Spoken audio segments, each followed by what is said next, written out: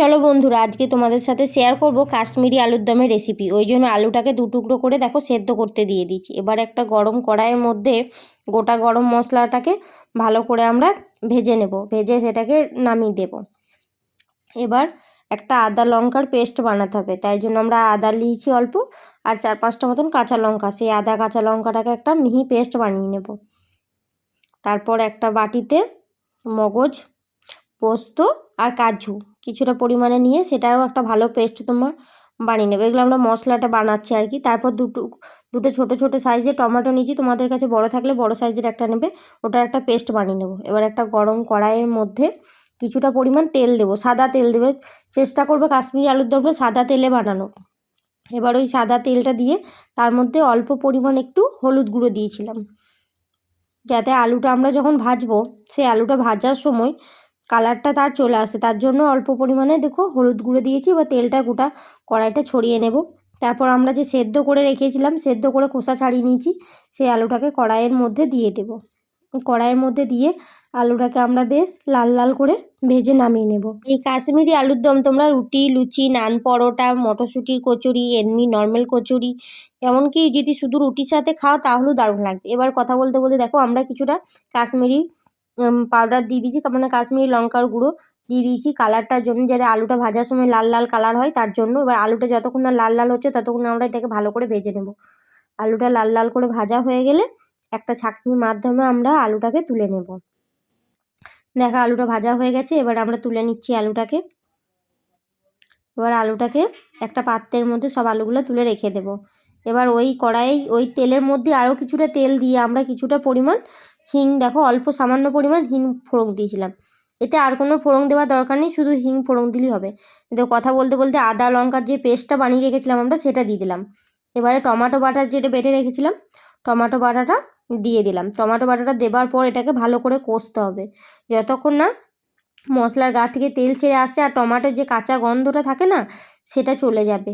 এই রান্নাটা তোমাদেরকে সম্পূর্ণভাবে কষে কষি করতে হবে, ঠিক আছে। আর দেখো এর মধ্যে আমরা দিয়েছিলাম অল্প পরিমাণ হলুদ গুঁড়ো। আচ্ছা, হলুদ গুঁড়োটা অল্প পরিমাণে দেবে, খুব বেশি হলুদ গুঁড়ো দিও না, তাহলে যে কাশ্মীরি আলুর দমের যে কালারটা হয় না ওই কালারটা চেঞ্জ হয়ে যাবে, তাই অল্প পরিমাণে হলুদ গুঁড়োটা দেবে। এরপর আমরা দিয়ে দিলাম নুন। নুনটা তোমাদের আন্দাজ মতন দিয়ে দিও, ঠিক আছে। তারপর ভালো করে আমাদের কষতে হবে। যদি মশলাটা হালকা লেগে যায় তাহলে হালকা জল দিয়ে নিতে পারো, অসুবিধা নেই। তারপরে দিয়ে দিলাম কিছুটা পরিমাণ চিনি। এবার চিনিটা দেওয়ার পরে আমরা দিচ্ছি দেখো কাশ্মীরি রেড চিলি পাউডার, মানে কাশ্মীরি যেহেতু কাশ্মীরি আলুর দম তাই কাশ্মীরি পাউডারটা একটু বেশি করেই দিতে হবে, যাতে কালারটা আর কি ভালো আসবে। এবার আমরা ভালো করে কষে নেব। তারপর এই দেখো পোস্ত, মগজ আর কাজুর যে পেস্টটা বানিয়ে রেখেছিলাম সেটা আমরা দিয়ে দিলাম কড়াইয়ের মধ্যে। এবারে দেখো কাশ্মীরি আলুর দমের যে কালারটা না সেই কালারটা আসলে বেরিয়ে আসবে। এবার এটাকে দিয়ে আমরা ভালোভাবে কষিয়ে নেব। কষতে কষতে দেখবে যে মশলার গা থেকে কেমন সাইড থেকে তেল ছেড়ে আসছে আর এটার কালারটা দেখো কেমন চেঞ্জ হয়ে যাচ্ছে। এবারে ভালো করে কষে নেবার পর এই মশলাটাকে মধ্যে আমরা তার মধ্যে দিয়ে দেবো যে ভেজে রেখেছিলাম আলুগুলা, সেই আলুর টুকরোগুলোকে আমরা এই মশলাটার মধ্যে দেখো দিয়ে ভালো করে কষিয়ে নেব। যদি অসুবিধা হয় হালকা জল দিতে পারো সাইড থেকে মশলাটা কষানোর জন্য। আমি অল্প পরিমাণে একটু জল দিয়েছিলাম মশলাটা কষানোর জন্য। এবার জল দেওয়ার পর যেহেতু আমার ঠান্ডা লেগে আছে, গলার ভয়েসটা জানি না তোমরা বুঝতে পারছো কি না পারছো, যদি কোনো প্রবলেম হয় একটু অ্যাডজাস্ট করে নিও, ঠিক আছে। প্রচণ্ড ঠান্ডা পড়েছে তো তাই ঠান্ডা লেগে গেছে। দেখো কষতে কষতে কাশ্মীরি আলুর দমে দেখো কালারটা কেমন চেঞ্জ হয়ে গেছে আর আলুর গায়ে বেশ মশলাগুলো লাগা লাগা হয়েছে। এবারে আমরা যে প্রথমে ভেজে রেখেছিলাম গোটা গরম মশলাটা, ওটা একটা পেস্ট বানিয়েছিলাম, ওই পেস্টটা 1 চামচ মতন দিয়ে দিয়েছি। এবারে আমরা বেশ কিছুটা পরিমাণে অল্প একটু গরম জল দিয়েছিলাম মশলাটা কষানোর জন্য। এই দেখো দেখালাম।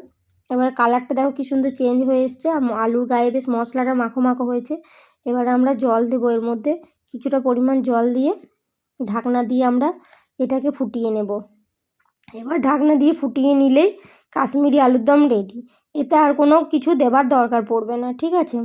এবার তোমরা যে কোনো কিছুর সাথে খেতে পারো। ভিডিওটা ভালো লাগলে একটা লাইক করে দিও।